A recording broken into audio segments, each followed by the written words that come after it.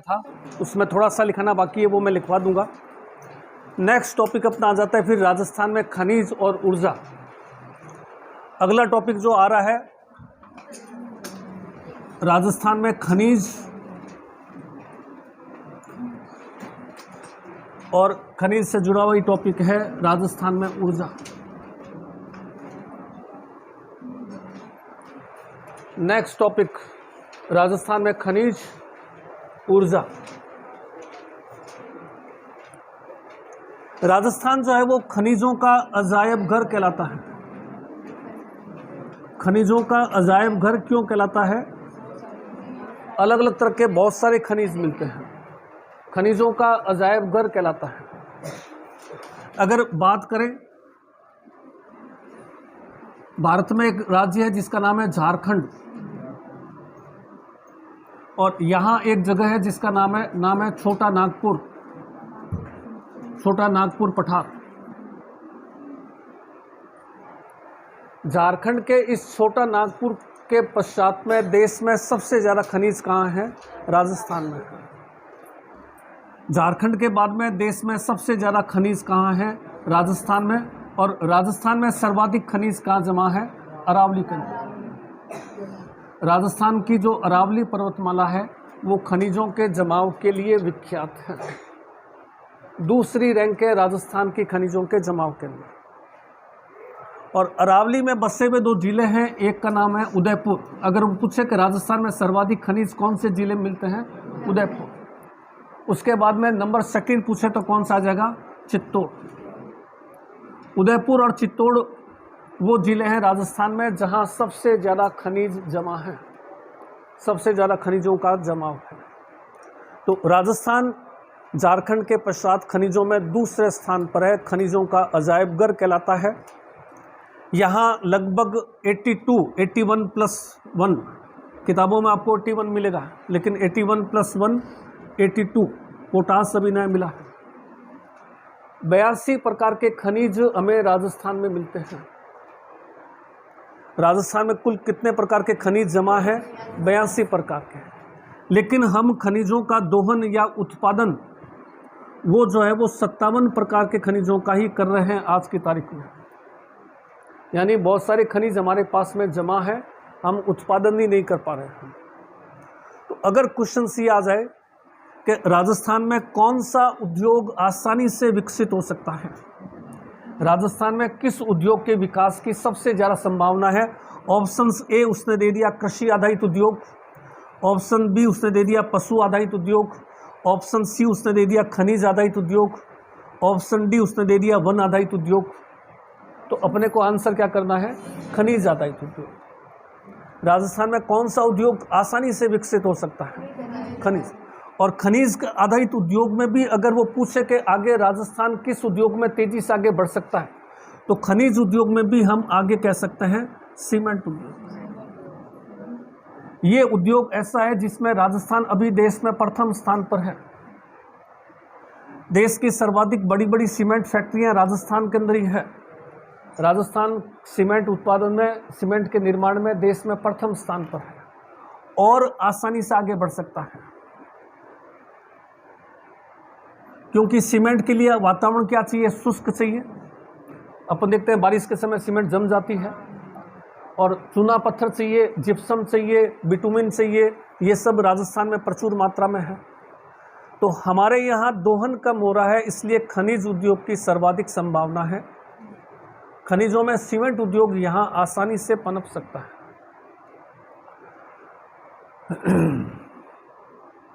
देश के अंदर तुलना करें तो देश के लगभग 20 से 22% खनिज राजस्थान में। दूसरी रैंक है देश के 20 से 22% खनिज। पहले झारखंड का नंबर आता है, उसके बाद में राजस्थान में 20 से 22% खनिज है। और खनिज के दोहन या उत्पादन में जो है राजस्थान देश में दूसरा स्थान रखता है। खनिज उत्पादन में अभी राजस्थान का कौन सा स्थान है? दूसरा। जमाव में भी कौन सा स्थान है? दूसरा। कितना प्रतिशत खनिज जमा है? 20 से 22%। देश में जितने खनिज है उसका 20% हिस्सा कहाँ है? राजस्थान में। कहाँ मिलता है सर्वाधिक? उदयपुर, चित्तौड़गढ़। और वैसे देखा जाए तो अरावली पर्वतमाला खनिजों के जमाव के लिए चर्चित है। खनिजों का दोहन करना हो तो इसके बाद में हमारे पास में जो है संस्था है RSMML, Rajasthan state mines minerals limited Udaipur, जो राजस्थान में खनिजों का वैज्ञानिक तरीके से दोहन करना, क्योंकि अंधाधुंध दोहन करेंगे तो क्या होगा, कुछ ही समय में ख़त्म हो जाएंगे, जिसको हम कहते हैं सस्टेनेबल डेवलपमेंट।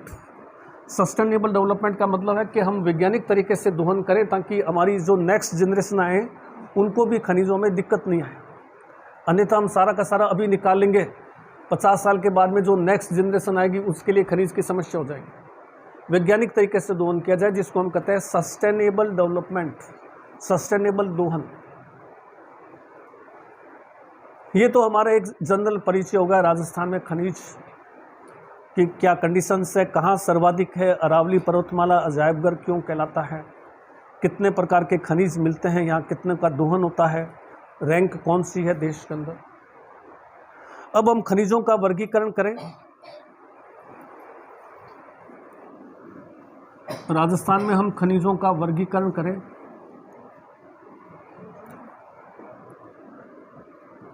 खनिजों को हम कई हिस्सों में बांट सकते हैं। एक हमारे पास में आया जीवाश्म खनिज।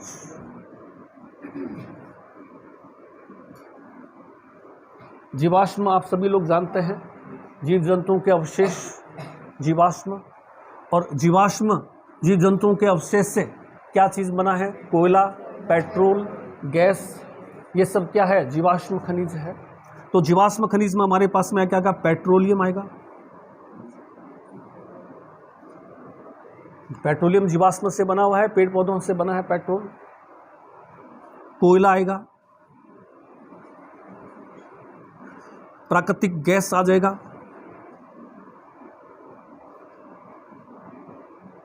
ये हमारे पास में क्या है, जीवाश्म खनिज है। राजस्थान के अंदर जो जीवाश्म खनिज मिलते हैं। दूसरा वर्गीकरण हम करते हैं धातु खनिज। धातु खनिज यानी कि वे खनिज जो चमकीले होते हैं, विद्युत के चालक होते हैं, वो सब आपने परिभाषाएं बनी होगी धातु की। फ्री इलेक्ट्रॉन होते हैं, विद्युत के चालक होते हैं, चमकीले होते हैं, जिसमें अपन जस्ता, सीसा, चांदी, जस्ता, सीसा, चांदी ये सब ले लेते हैं, तांबा ले लेते हैं, लोहा ले लेते हैं, मैग्नीज ले लेते हैं, सोना ले लेते हैं, और भी हमारे पास में धातु खनिज है। उसके बाद में आता है अधातु खनिज।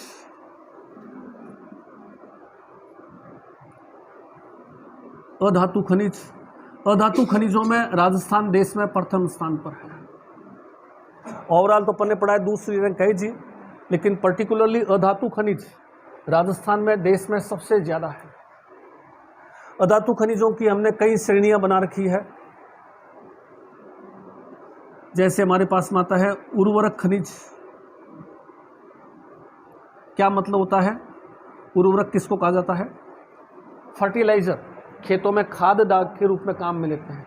वे खनिज जिसका इस्तेमाल हम खाद बनाने में करते हैं, खेतों में खाद डालते हैं ना, तो ऐसे कौन कौन से खनिज है जिसका उपयोग हम खाद में करते हैं, खाद के निर्माण में करते हैं। जिप्सम है, खेतों में अपन ने पढ़ा है, जिप्सम डालते हैं, खाद के रूप में इस्तेमाल होता है। रॉक फॉस्फेट है।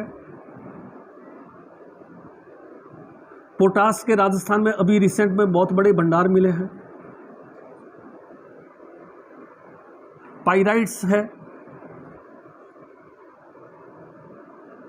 ये सब हमारे पास में क्या है, और भी एक दो आ जाएंगे, उर्वरक खनिज है, जिसका इस्तेमाल हम फर्टिलाइजर बनाने में करते हैं, खाद बनाने में करते हैं, और बाद में इसको खेतों में खाद के रूप में इस्तेमाल करते हैं।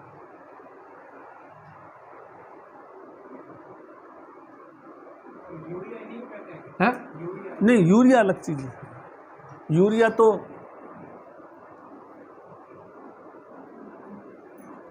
अमोनिया और कार्बन डाइऑक्साइड वो तो लैब में बनाते हैं, अमोनिया और कार्बन डाइऑक्साइड की रिएक्शन से यूरिया तो फैक्ट्रियों में तैयार किया जाता है, ऐसे डायरेक्ट नहीं मिलता। जैसे जिप्सम डायरेक्ट मिल रहा है, रॉक फॉस्फेट है, पोटास है, पाइराइट्स है, ये हमें डायरेक्ट मिलते हैं। उर्वरक खनिज के बाद में आता है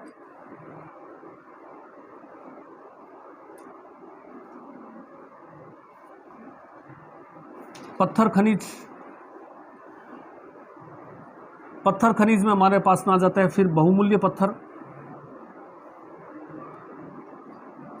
बहुमूल्य पत्थर का मतलब क्या हुआ, जैसे नहीं ग्रेनाइट वगैरह नहीं, हीरा है, तांबड़ा है, रक्तमणि कहते हैं जिसको, हीरा कहते हैं, गोमेद है, फिरोजा है, ये सब क्या आएंगे बहुमूल्य खनिज जो हम गहनों में इस्तेमाल करते हैं, बहुमूल्य पत्थर खनिज।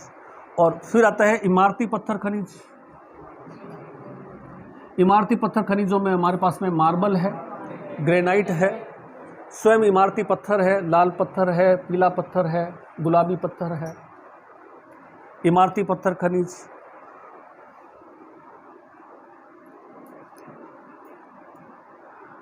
अन्य अधातु खनिज आ जाते हैं। अन्य अधातु खनिज भी बहुत सारे हैं राजस्थान में। और उसके बाद में एक और टॉपिक आ जाता है हमारे पास में आणविक खनिज। आणविक खनिज में हमारे पास में यूरेनियम है। रॉयल गांव है सीकर का, जहां रिसेंट में बड़े यूरेनियम के भंडार खोजे गए हैं। जहाजपुर सीकर में जहाजपुर भीलवाड़ा में यूरेनियम के भंडार मिलते हैं। आणविक खनिज में यूरेनियम राजस्थान में खूब मात्रा में मिलता है। राजस्थान में थोरियम के भंडार भी मिले हैं, कैडमियम के भंडार भी मिलते हैं, कैडमियम भी मिला है राजस्थान में, ग्रेफाइट भी मिलता है। ये सब परमाणु उद्योग में काम आने वाले खनिज हैं। तो इस तरह से हमने खनिजों को कई कैटेगरी में बांट दिया। एक वे खनिज जो जीवाश्म खनिज है जिसको हम ईंधन के रूप में काम में लेते हैं। एक वे खनिज जो धातु खनिज है जिसका इस्तेमाल हम बहुत सारी जगह करते हैं धातु के रूप में। एक वे खनिज जो अधातु खनिज है जिसमें फिर उर्वरक खनिज आ जाते हैं, पत्थर खनिज, बहुमूल्य पत्थर, इमारती पत्थर के खनिज, और फिर जो है आगे आणविक खनिज आ जाते हैं। तो इस तरह से हम वर्गीकरण करेंगे और एक एक ग्रुप को लेंगे, एक एक ग्रुप को लेंगे। इस टॉपिक में सबसे बड़ी जो विशेषता है वो है कि आपको कम से कम 30 से 40 के आसपास में नए गांव के नाम याद रखने पड़ेंगे, क्योंकि इसमें वो एक्यूरेट लोकेशन पूछेगा कि ये खनिज कहाँ निकला है। तो जनरली क्या है, कहाँ निकलता है, वो कुछ शहरों में तो निकलता नहीं है खनिज, तो हमें कहाँ मिलेगा, आसपास गांव में मिलेंगे। तो पर्टिकुलर गांव, जैसे अपने बीकानेर में बरसिंगसर कह दिया कोयले के लिए, मीठनौकपुर कह दिया लिग्नाइट के लिए, ऐसे पर्टिकुलर लोकेशन हैं। कम से कम 30-35 के आसपास हमें गांव के नाम ध्यान रखने हैं कि ये गांव कौन से जिले के अंदर है और इस गांव में क्या चीज़ निकला है। जैसे अभी ये एग्जाम में प्राय पूछा जाता है ललवानी और पिंपल खूंट कौन से जिले में है और किस खनिज के लिए फेमस है। अभी राजस्थान में गांव का नाम है ललवानी, पिंपल खूंट गांव का नाम है। ये कहाँ मिले हैं, कहाँ के गांव हैं, और यहाँ रिसेंट में कौन सी चीज़ के भंडार मिले हैं। तो गांव का नाम आ गया, तो हमें 20-30 से के आसपास में गांव के नाम अच्छी तरह से ध्यान रखने पड़ेंगे।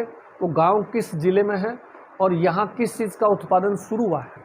अपने बीकानेर में आपने कभी अभी गजनेर की तरफ गए हों तो नाल है, नाल के पास में एक सालासर गांव और है। वहाँ पर जो है अभी रिसेंट में खूब सारी खुदाई हो रही है, गैस मिला है, पेट्रोलियम निकलने की संभावना है। इधर आप जाएंगे तो आपको खुदाई करते हुए मिल जाएंगे। तो अगर मान लो भंडार मिल जाता है तो ये नाल चर्चित हो जाएगा, सालासर गांव चर्चित हो जाएगा। तो ये गांव के नाम जो है ना हमें इसमें, तो जैसे ललवानी और पिंपल खूंट बांसवाड़ा के 2 फेमस गांव हैं जहां मैंगनीज के नए भंडार खोजे गए। इसी तरह से भुकिया गांव, वो भी बांसवाड़ा का है, सोने के भंडारों के लिए फेमस है। सोने के भंडार अभी जो है आनंदपुर भुकिया, रामपुर भुकिया, इसके आसपास के 2-3 गांव और है जहां पर सोने के भंडारों का अभी दोहन शुरू हुआ है 2-4 महीने पहले ही। ऑस्ट्रेलियन कंपनी है इंडो ऑस्ट्रेलियन गोल्ड कंपनी, उसने जो है खनिजों का दोहन शुरू किया। तो इस तरह से हमें दिमाग में ये रखना है कि हमें कुछ गाँव के नाम ध्यान रखने हैं जो कि लगभग 30-35 के आसपास आएंगे। उन गाँवों के नाम और वो गांव किस ज़िले में है और इस गांव में कौन सा खनिज निकला है, इस चीज़ को हमें देखना है। तो पहला अपन ले लेते हैं, फर्स्ट मैं ले रहा हूं जीवाश्म खनिज।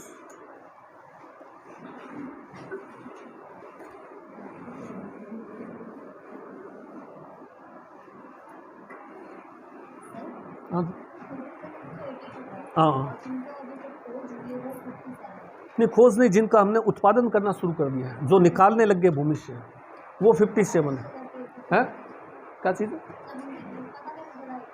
82 तो हमें मिल गए, जगह जगह मिल रहा है। पोटास मिल गया बीकानेर में, अभी तक हमने उत्पादन शुरू ही नहीं किया। भंडारों का हमने खोज लिया, अब हमारे पास में टेक्नोलॉजी सारी डेवलप करके निकालना भी तो बहुत टेक्नोलॉजी का काम होता है। तो हमें पता है कितने ये खनिज यहाँ जमा है, ये यहाँ जमा है, वो बस भंडार नामांकन कर दिया, प्रोसेस चल रहा है। उत्पादन एट प्रेजेंट में 57 का ही है। वो हो सकता है आने वाले समय में बढ़ जाएगा, आने वाले समय में बढ़ जाएगा। एक अपन पहले लेते हैं, एक ही टॉपिक फर्स्ट, और वो फर्स्ट टॉपिक है हमारा जीवाश्म खनिज।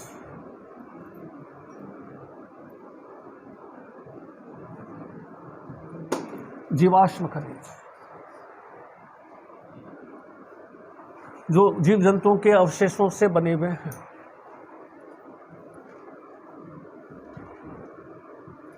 पेट्रोलियम, दो क्वेश्चंस मैं पूछ रहा हूं। पहला क्वेश्चन तो ये पूछूंगा कि पेट्रोलियम भूमि में कौन सी चट्टानों में पाया जाता है? अवसादी चट्टान। पेट्रोलियम भूमि में कौन सी चट्टानों में पाया जाएगा? अवसादी। दूसरा क्वेश्चन मेरा ये है कि पेट्रोल राजस्थान में क्यों निकलता है? तैथी सागर के अवशेष। तैथी सागर था तो जीव जंतु जो तैथी सागर के सूखने पर दब गए, जीवाश्मों में कन्वर्ट हो गए, उनका अवशेष। तैथी सागर की वजह से यहाँ पेट्रोलियम के भंडार मिले। पेट्रोल कार्बन के पेट्रिफिकेशन से बना हुआ है, इसलिए पेट्रोल को हम क्या कहते हैं? हाइड्रोकार्बन्स कहते हैं। हाइड्रोकार्बन्स कहते हैं। राजस्थान में पेट्रोलियम के 4 ब्लॉक्स हैं, ये ध्यान रखना है।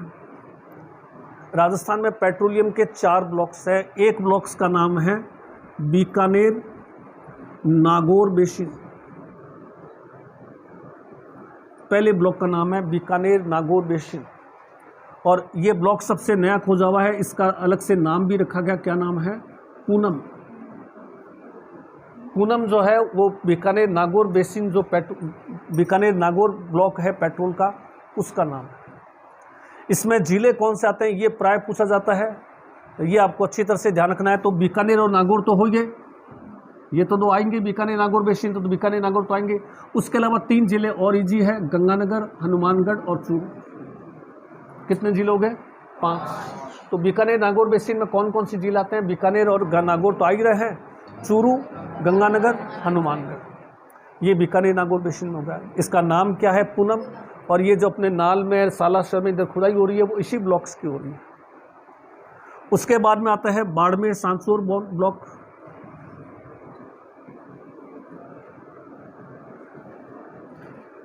बाड़मेर सांसौर ब्लॉक्स आता है, जिसमें बाड़मेर और जालोर आएंगे।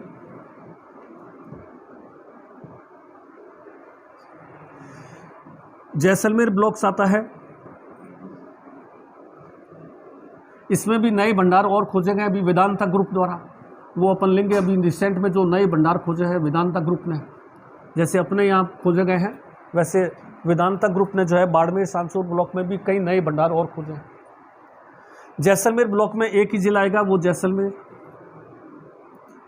ये जालोर है और ये जैसलमेर है। और एक ये और इम्पोर्टेंट है, वो है विंध्या कगार block. It's very important. Vindhya कगार ब्लॉक अपने पढ़ा है। विंध्या कगार क्षेत्र किसको कहते हैं? हाड़ौती के अंदर पढ़ा था ना, विंध्या कगार क्षेत्र, उत्तरी इलाका जो पथरीला है। विंध्या कगार ब्लॉक में जो है हाड़ौती आ जाएगा पूरा, कोटा, बूंदी, बारा, झालावाड़, प्लस भीलवाड़ा और चित्तौड़, ये किस में आएंगे? विंध्या कंगार ब्लॉक। तो जिलों के नाम भी ध्यान रखना है। बीकानेर ब्लॉक्स में कौन कौन से जिले हैं, बाड़मेर सांचौर ब्लॉक्स में कौन से जिले हैं, जैसलमेर ब्लॉक्स में कौन से जिले हैं और विंध्या कंगार ब्लॉक्स में कौन से जिले हैं। ये 4 राजस्थान में ब्लॉक्स हैं पेट्रोलियम के। अब आता है हमारे पास में पेट्रोलियम की खोज।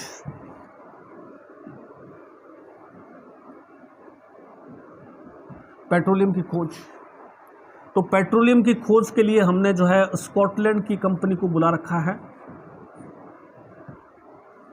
जिसका नाम क्या है?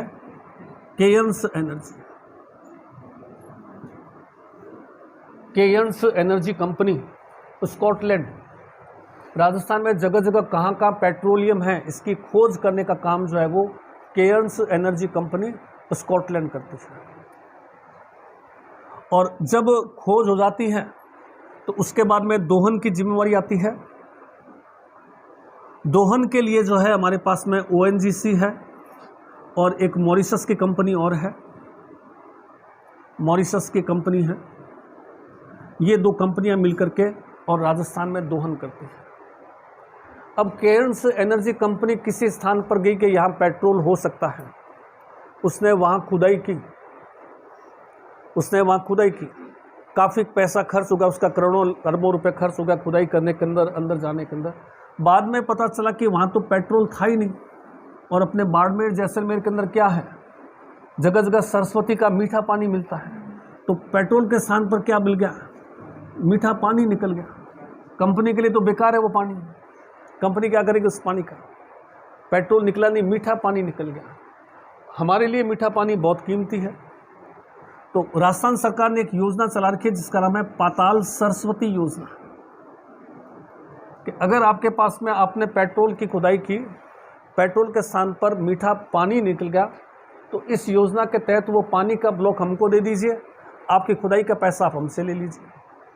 कंपनी को भी फ़ायदा हो गया, सरकार को भी फ़ायदा होगा कि एक ब्लॉक्स मिल गया बिना किसी ज़्यादा प्रयास के। कंपनी को फ़ायदा होगा कि उसकी मेहनत बेकार नहीं गई। तो पाताल सरस्वती योजना भी आता है।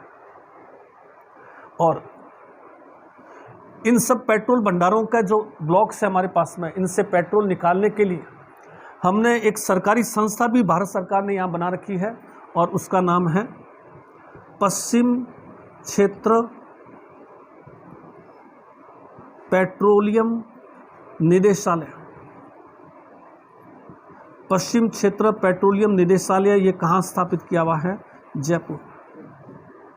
जो सारे इन ब्लॉक्स पर कंट्रोल रखता है, निदेशालय का मतलब समझता है ना, डायरेक्टरेट, जो सबको मतलब मैनेज करता है किस ब्लॉक से कितना निकालना है क्या। पश्चिम क्षेत्र पेट्रोलियम निदेशालय कहाँ खोला हुआ है? जयपुर। तो इस तरह से हम जो है पेट्रोल की खोज अलग कंपनी करिए, उत्खनन अलग कंपनी करिए, उसका मैनेजमेंट अलग संस्था करिए। इनके माध्यम से हम पेट्रोल को जो है मैनेज करते हैं। पूरे भारत के अंदर का लगभग 20 से 22% पेट्रोलियम जो है वो राजस्थान में निकलता है। पूरे भारत का 20 से 22% पेट्रोलियम का उत्पादन राजस्थान से होता है और राजस्थान की देश में रैंक जो है वो सेकंड है। आज की तारीख में पेट्रोल उत्पादन में राजस्थान देश में दूसरे स्थान पर आ गया है। पहले स्थान पर है बॉम्बे हाई, जो महाराष्ट्र में है। समुद्र की सतह से, समुद्र के भीतर जाकर के उसकी जो सरफेस है, समुद्र की सतह से पेट्रोलियम निकालते हैं, वहाँ खूब मात्रा में। अकलेश्वर गुजरात है, वहाँ भी खूब मात्रा में है। राजस्थान की सेकंड रैंक है पेट्रोलियम उत्पादन, देश में दूसरे नंबर पर है राजस्थान और पेट्रोलियम के उत्पादन में। और भारत सरकार जो है सर्वाधिक आयात किसका करती है? सर्वाधिक आयात पर, सर्वाधिक खर्च किसके आयात पर करती है? पेट्रोलियम। अपने यहाँ पेट्रोलियम बहुत थोड़ा सा ही है, सबके पास गाड़ियाँ हैं। सर्वाधिक भारत सरकार सर्वाधिक खर्च करती है पेट्रोलियम के आयात पर। हमारे पास में जो डॉलर सुरक्षित है, रिजर्व कोस्ट जो रिजर्व बैंक रखती है, उस सुरक्षित डॉलर का 37% हिस्सा किस पर खर्च करते हैं? पेट्रोलियम पर। जितना हमारे पास में, अगर रिजर्व बैंक के पास में मान लीजिए $100 पड़े हैं तो $37 तो पेट्रोल पर दे देगी, पेट्रोल के आयात पर खर्च कर देगी। और 32% जो है वो किसके आयात पर खर्च करती है? सोना पर 32%। यानी कि ये दोनों मिलकर के हमारे फॉरेन करेंसी का 60% हिस्सा ले जाते हैं। पेट्रोल और सोना दोनों जो है ये इंडियन इकोनॉमी के सबसे बड़े खर्चे हैं। पेट्रोल का खर्चा तो हम कम कर नहीं सकते क्योंकि पेट्रोल हमारे पास में है नहीं, तो लाना ही पड़ेगा। सोने का खर्चा हम चाहे तो कम कर सकते हैं, लेकिन सोने का हम करते नहीं। सरकार बार बार सोने के लिए सरकार ने बहुत सारी स्कीमें ला रखी है। आप गोल्ड फिजिकली मत खरीदिए, गोल्ड बॉन्ड खरीद लीजिए, गोल्ड को शेयर मार्केट से खरीद लीजिए। गोल्ड की बहुत सारी स्कीमें हैं, लेकिन हमें तो जब तक सोने की चमक नहीं दिखाई देती है तब तक वो चैन नहीं मिलती। पूरे विश्व में सर्वाधिक खपत सोने की कहाँ है? भारत का। अनुमानित डाटा है कि पूरे विश्व में 1600 टन सोने का उत्पादन होता है हर साल, और इस 1600 टन में 900 टन इंडिया में आ जाता है। मतलब इंडिया के लोगों के पास इतना सोना है कि जितना अमेरिका की किसी के पास नहीं है, उनकी बैंकों के पास भी नहीं है। हर व्यक्ति के पास में सोना मिलेगा, और पहनता कोई नहीं है, सब ला करके किस में रख देते हैं? लॉकर में रख देते हैं। देख लेते हैं, फिर पहनते वही जो कि आर्टिफिशियल है। डर लगता है कि कोई छीन नहीं ले, कोई तोड़ नहीं ले।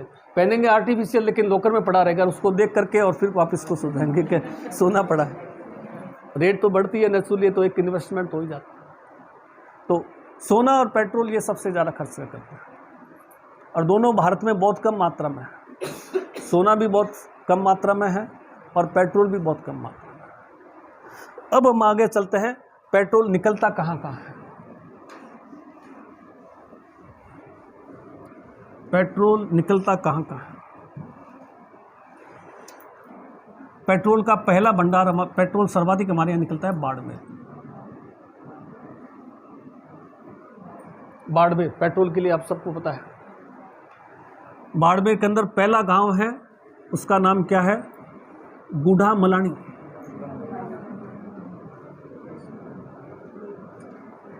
बाड़मेर के अंदर पहला स्थान बूढ़ा मलानी। यहाँ राजस्थान में सबसे पहले पेट्रोलियम खोजा गया था, और ये पेट्रोलियम भंडार देश में सबसे कम गहराई पर मिला भंडार है। बाकी भंडार बहुत गहराई में मिलते हैं, सबसे कम गहराई का भंडार है और सबसे पहले खोजा गया भंडार है। कहाँ पे? बूढ़ा मलानी, बाड़मेर। फिर बाड़मेर के और गांव है, बायतू है, बाड़मेर का फेमस गांव है। कोसलू है, बाड़मेर का फेमस गांव है पेट्रोलियम। दो गांव साथ साथ लिखते हैं, नगाना जोगसरिया।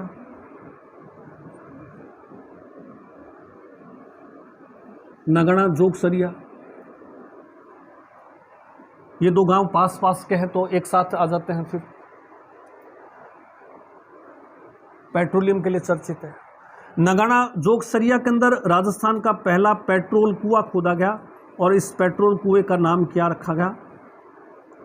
मंगला फर्स्ट। राजस्थान का पहला पेट्रोल कुआं किस नाम का है? मंगला फर्स्ट। मंगला फर्स्ट पहला पेट्रोल कुआं कौन से गांव में खोदा गया? नगाना जोगसरिया के अंदर, मंगला फर्स्ट। उसके बाद में हमने अन्य बहुत सारे कुएं खोद लिए। ऐश्वर्या है, भाग्यम है, विजया है। विजया फेमस है, ऐश्वर्या है, भाग्यम है। ये सब पेट्रोलियम कुओं के नाम है जो हमारे यहाँ खोदे हुए हैं, जिससे हम देश का 20% पेट्रोल उत्पादन करते हैं। तो बाड़मेर फेमस है किसके लिए? पेट्रोल के लिए। बाड़मेर के बाद में दूसरा स्थान आ जाता है जैसलमेर का। जैसलमेर में भी पेट्रोल के भंडार मिले हैं, और जैसलमेर में जो है बागेवाला, जो बीकानेर जैसलमेर बॉर्डर पर है, बागेवाला, तिमरीवाला,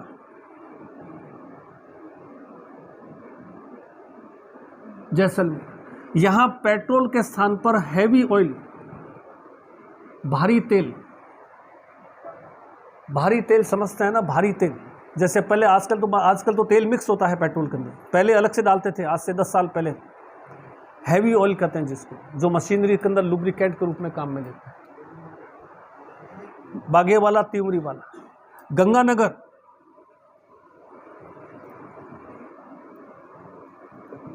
नाम है बीज बायला। ये सब जो है वो पेट्रोलियम के भंडार क्षेत्र है, राजस्थान में मिले पेट्रोलियम के भंडार क्षेत्र है। इन्हीं पेट्रोलियम के भंडारों को देखते हुए, पेट्रोलियम के इन्हीं भंडारों को देखते हुए पचपदरा, बाड़मेर क्या हो रहा है, रिफाइनरी स्थापित हो रही है। पचपदरा, बाड़मेर के अंदर रिफाइनरी की स्थापना हो रही है। कौन कर रहा है रिफाइनरी स्थापित? Hindustan petroleum corporation limited, SPCL plus Rajasthan सरकार। हिस्सेदारी 74 और 26 की हुई। 74 SPCL लेगा, जो पेट्रोल निकला है उसका हिस्सा जितना निकलेगा उसका 74% हिस्सा SPCL, 26% हिस्सा राजस्थान को, वो भी अरबों खरबों में आएगा। 26% हिस्सा जो आएगा वो भी अरबों में आएगा। फिर बाद में क्या क्या रिफाइनरी स्थापित करेंगे, तो पेट्रोल जो ज़मीन से निकलता है उसको हम कहते हैं क्रूड ऑयल कहते हैं। टीवी में भाव देखते हैं, अब अखबार में पढ़ते हैं तो क्रूड के भाव आते हैं, क्रूड का भाव बढ़ गया, क्रूड का भाव घट गया, क्रूड इतने का हो गया, कभी पेट्रोल का भाव नहीं आता। क्रूड होता है कच्चा तेल जो कुएं से निकला हुआ है। अब इस कच्चे तेल को हम क्या करेंगे, रिफाइनरी में डालेंगे, रिफाइनरी से साफ करेंगे तो पेट्रोल अलग हो जाएगा और हमारे पास में सैकड़ों अन्य केमिकल्स भी मिलेंगे। जिस कुएं से हमने पेट्रोल निकाला है वहाँ हमें डांबर भी मिलेगा, वहाँ हमें डीजल भी मिलेगा, वहाँ हमें केरोसिन भी मिलेगा, वहाँ हमें पैराफिन मिलेगा, मोम मिलेगा, बेंजीन मिलेगा, अदर हज़ारों केमिकल्स मिलेंगे। तो खाली पेट्रोल नहीं निकलता है, हज़ारों यूज़फुल केमिकल्स जिनका फिर बाद में आगे अरबों में टर्नओवर होता है। हज़ारों यूज़फुल केमिकल्स भी इस रिफाइनरी में बनेंगे। इसीलिए पेट्रोकेमिकल कॉम्प्लेक्स भी बाड़मेर में खोला जा रहा है। पेट्रोकेमिकल कॉम्प्लेक्स देश का, जिसमें आप हर तरह के पेट्रोलियम प्रोडक्ट को जो है मार्केटिंग होगी। तो बाड़मेर आने वाले समय में राजस्थान गवर्नमेंट की इकोनॉमी को काफ़ी ज़्यादा बूस्टअप कर सकता है। आय का एक बहुत बड़ा सोर्स होगा, क्योंकि 26% हिस्सेदारी है, बाकी सबका ट्रांजिशन होगा तो सरकार को GST मिलेगा, एम्प्लॉयमेंट जनरेट होगा। बाड़मेर के अंदर हज़ारों लोग बाहर से आएंगे, हज़ारों लोग वहाँ पर बिजनेस शुरू करेंगे। एक बड़ी कंपनी खुलती है तो उसके साथ में बहुत छोटी छोटी कंपनियाँ खुलती हैं। तो बाड़मेर आने वाले समय में राजस्थान को काफ़ी यूज़फुल चमन कर सकता है। हमारी इकोनॉमी को बूस्टअप करने में बाड़मेर का काफ़ी बड़ा रोल हो सकता है। राजस्थान की रिफाइनरी जो है वो देश की 26वीं है और इको फ्रेंडली रिफाइनरी है। इसके टेक्नोलॉजी जिसका नाम है BS-26, इस टेक्नोलॉजी पर आधारित यह देश की पहली रिफाइनरी होगी और इको फ्रेंडली रिफाइनरी होगी, यानी कि इस रिफाइनरी से पॉल्यूशन तक नहीं फैलेगा। तो इस तरह से इस रिफाइनरी के द्वारा बाड़मेर के अंदर 20-30 हज़ार 40 हज़ार लोगों को रोज़गार भी मिल रहा है। बाड़मेर का विकास हो रहा है। स्टेट गवर्नमेंट के पास में बहुत सारा फंड आएगा तो स्टेट गवर्नमेंट रिच बनेगी। तो पेट्रोल तो आप देखते हैं हमेशा रेट बढ़ती है और पेट्रोल तो सबसे बहुमूल्य चीज़ है। तो ये हमें जो है वो काफ़ी हद तक सपोर्ट कर सकता है। ये हमारे पास में पेट्रोलियम के बारे में, ये पेट्रोलियम के बारे में। कोई पूछना है किसी को तो पूछिए। ये पेट्रोलियम के बारे में आ गया।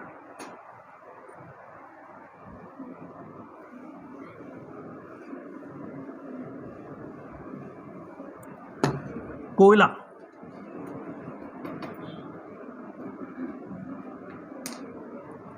पेट्रोल के बाद में दूसरा आ रहा है कोयला। आपने छोटी क्लासों में पढ़ा होगा कोयले के कई प्रकार मिलते हैं। पीट है, लिग्नाइट है, बिटुमिन है, एंथ्रेसाइट है। प्रकार है। हमारे यहाँ जो कोयला निकलता है वो लिग्नाइट से निकलता है।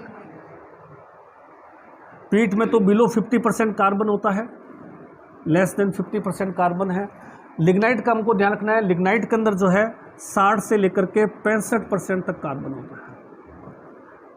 बिटुमिन में 75-80% और एंथ्रेसाइट एबो 90%, एबो 90%। किसमें? एंथ्रेसाइट। सबसे बढ़िया तो कोयला कौन सा होगा? एंथ्रेसाइट।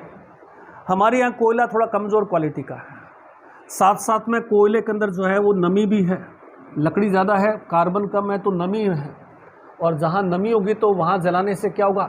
धुआं होगा। तो हमारे यहाँ कोयला जो है उसमें कार्बन कम है, नमी ज़्यादा है, धुएं के साथ जलता है, कार्बन कम होने से एकदम ब्लैक भी नहीं है, तो ये क्या कहलाता है? भूरा कोयला। हमारे यहाँ जो लिग्नाइट कोयला है उसको हम क्या कहते हैं? भूरा कोयला कहते हैं, क्योंकि कार्बन की मात्रा कम है, नमी ज़्यादा है, धुएं में के साथ में ये जलेगा। अच्छी क्वालिटी का कोयला नहीं है। लिग्नाइट के लिए जो है एक नेवेली है तमिलनाडु के अंदर, और एक अपना बीकानेर है, राजस्थान है, जो लिग्नाइट के भंडारों के लिए फेमस है। तमिलनाडु में भी लिग्नाइट खूब है, राजस्थान में भी लिग्नाइट खूब है। अब ये अपने यहाँ जो लिग्नाइट निकलता है कोयला, ये कहाँ कहाँ निकलता है? कहाँ कहाँ निकलता है?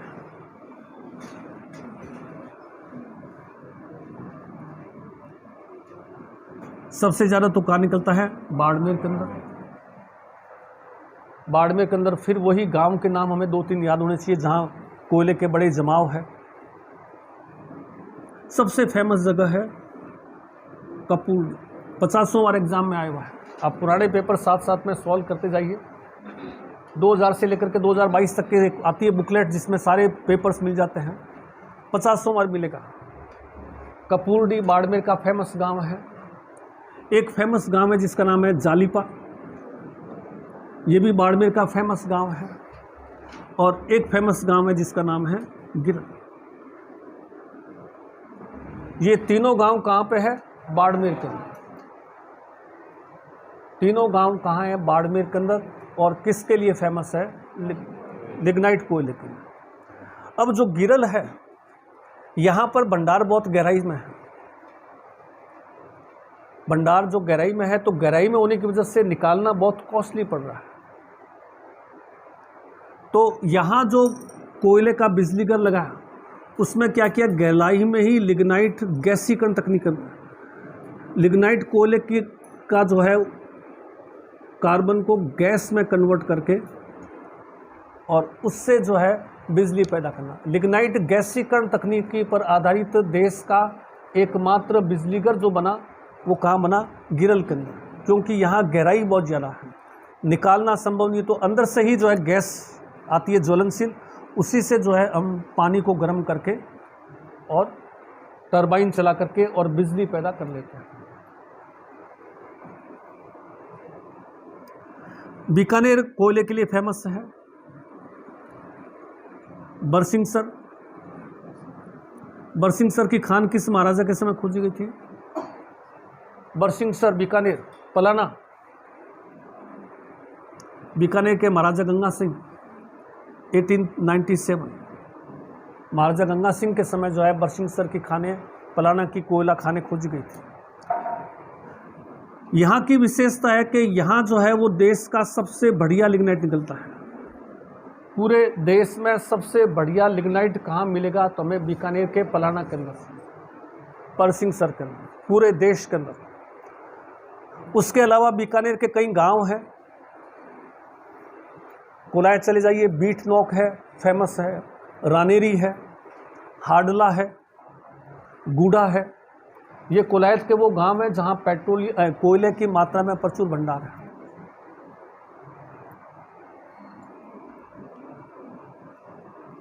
नागौर में कहाँ मिलता है? मेड़ता, मेड़ता के पास में गांव है कशनऊ। एक गांव और है जिसका नाम है मातासुख, मातासुख। ये पेट्रोलियम होगा। इसका उपयोग हम जो है पानी को गर्म करने में करते हैं, और पानी को गर्म करके भाप बनाते हैं और भाप से फिर जो है टरबाइन चला करके बिजली पैदा करते हैं। तो कोयले का इस्तेमाल किस में करते हैं? बिजली बनाने में। राजस्थान में आज भी 60% बिजली कोयले से बनती है। हालांकि पॉल्यूशन बहुत ज़्यादा फैलाता है, अपन आगे ऊर्जा पढ़ेंगे तब देखेंगे पॉल्यूशन बहुत ज़्यादा होता है, लेकिन फिर भी हमारे यहाँ अभी भी 60% बिजली कोयले से बनती है। सौर ऊर्जा का, पवन ऊर्जा का, बायोगैस का अब बढ़ रहा है, अभी भी बहुत पीछे है। प्राकृतिक गैस है, प्राकृतिक गैस के भंडार। चलो यहाँ तक लिखिए, फिर अपन आगे जो है हाँ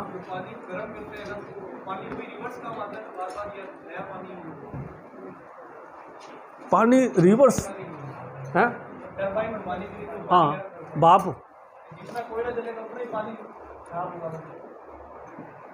अपन जैसे कोयले का जो अंगीठी है उसके ऊपर रख दिया वो पानी का टब, और तेजी से गैस निकलेगी, भाप बनेगी, और भाप से वो टरबाइन चलेगा। तो उस भाप को अगर हम इकट्ठा करें चैम्बर में, तो भाप क्या होगा, वापस संघनन से पानी में बदल जाएगी। तो रीयूज़ भी हो सकता है, थोड़ी मात्रा में उसका वापस रीयूज़ भी कर सकता है।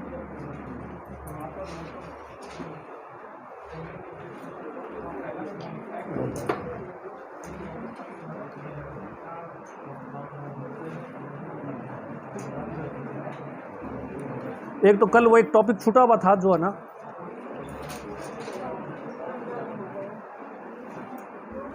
पहले परिचय लिख लीजिए। परिचय, राजस्थान खनिजों का अजायब घर कहलाता है। राजस्थान खनिजों का अजायब घर कहलाता है।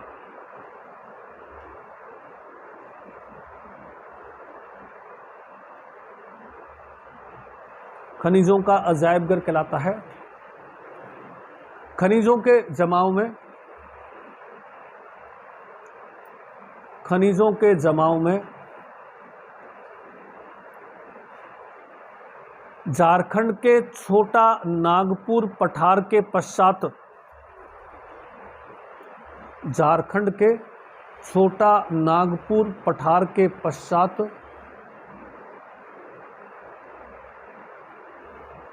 देश में दूसरे स्थान पर है।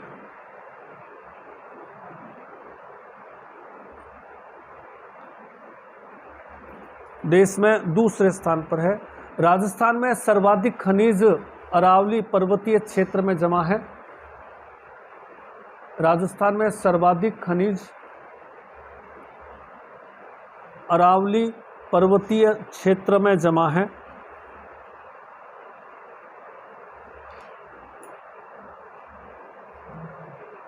अरावली पर्वतीय क्षेत्र में जमा है। सर्वाधिक खनिज उदयपुर व चित्तौड़ जिले में मिलते हैं। नंबर 1 उदयपुर है, नंबर 2 चित्तौड़। सर्वाधिक खनिज उदयपुर व चित्तौड़ में मिलते हैं।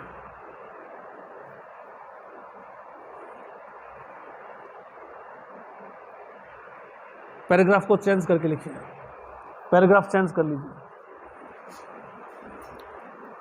राजस्थान में कुल 82 प्रकार के खनिज खोजे गए हैं।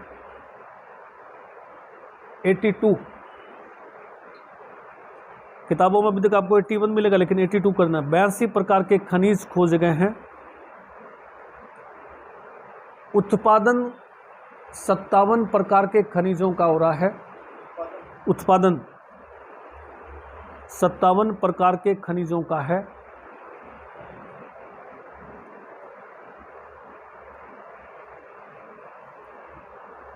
अतः उत्पादन 57,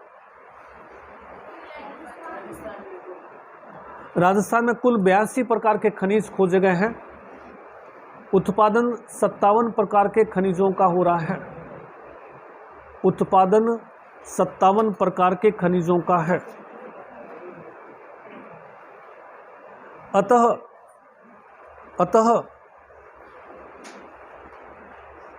खनिज आधारित उद्योग, अतः खनिज आधारित उद्योग के विकास की सर्वाधिक संभावना है। अतः है खूब सारे, निकाल नहीं पा रहे हैं, तो नेचुरली वो उद्योग आसानी से पनप सकेगा। खनिज आधारित उद्योग की सर्वाधिक संभावना है। इसमें सीमेंट उद्योग आसानी से विकसित हो सकता है। सीमेंट उद्योग आसानी से विकसित हो सकता है। इसमें सीमेंट उद्योग आसानी से विकसित हो सकता है।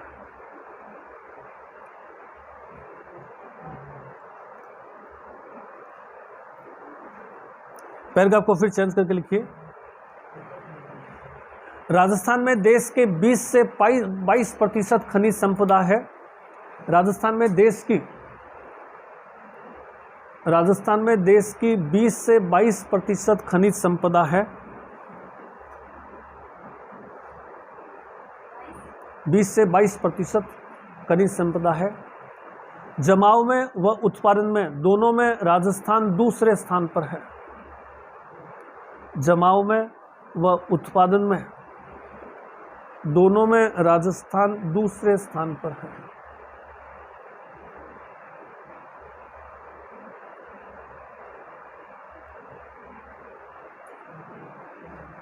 खनिजों के वैज्ञानिक दोहन के लिए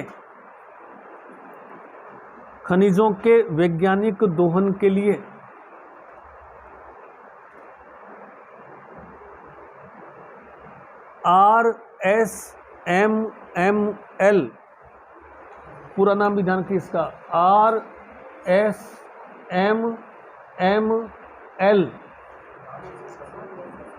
RSMML Rajasthan state mines minerals limited, Rajasthan state mines minerals limited, Rajasthan state mines minerals limited RSMML Khan विभाग उदयपुर में स्थापित है। खान विभाग उदयपुर में स्थापित है।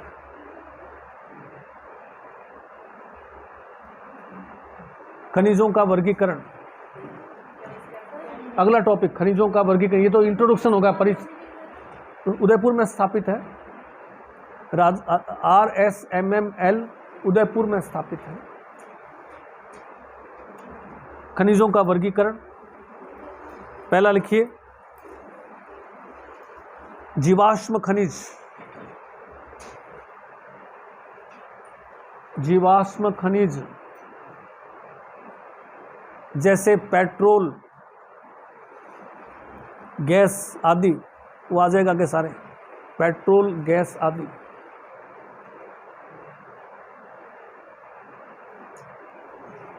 धातु खनिज,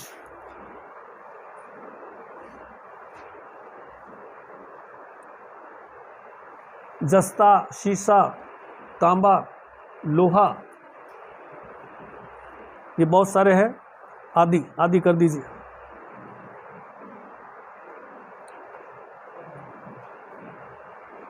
अधातु खनिज, अधातु खनिज, अधातु खनिज में जो है आगे फिर वर्गीकरण लिख लीजिए। पहला लिखिए उर्वरक खनिज,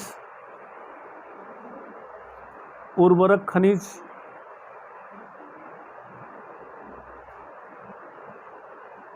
जिप्सम, रॉक फॉस्फेट, पोटास आदि। Gypsum, rock phosphate, rock phosphate, rock, gypsum, rock phosphate, potash आदि। पत्थर खनिज,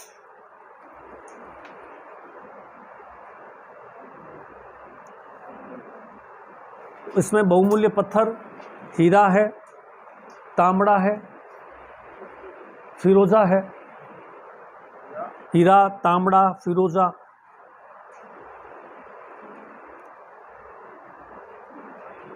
इमारती पत्थर, जिप्सम, इमारती पत्थर में जो है ग्रेनाइट है, मार्बल है, इत्यादि एक्सेट्रा। इमारती पत्थर में जो है अपने मार्बल, ग्रेनाइट, और मार्बल इमारत का मार्बल ग्रेनाइट है और सामान्य पत्थर है। आणविक खनिज मार्बल, ग्रेनाइट, सामान्य पत्थर, ये तो जिन सिंपल परिचय दिया, इनको डिटेल्स में अपन ले रहे हैं। और आगे लिखिए आणविक खनिज, अगला पॉइंट, अधातु खनिज कंप्लीट हो, आणविक खनिज अलग ही टॉपिक है। यूरेनियम, आणविक खनिज में uranium, thorium, uranium, thorium, graphite इत्यादि। तो इस तरह से खनिज अपने को पढ़ने हैं, अलग अलग क्लासीफाई करने के बाद। वो पूछ सकता है एग्जाम में, निम्न में से कौन सा उर्वरक खनिज है, कौन सा उर्वरक खनिज नहीं है। तो इस तरह से जो है क्लासीफाई करके पढ़ना है। एक एक टॉपिक ओपन कर लेंगे पहले जो है इसको, तो कल इसको जो है पेट्रोलियम गैस इनको जो है लेंगे। और इस दौरान आप जो है ये नदियाँ और बांध याद करते जाइए। कल सैटरडे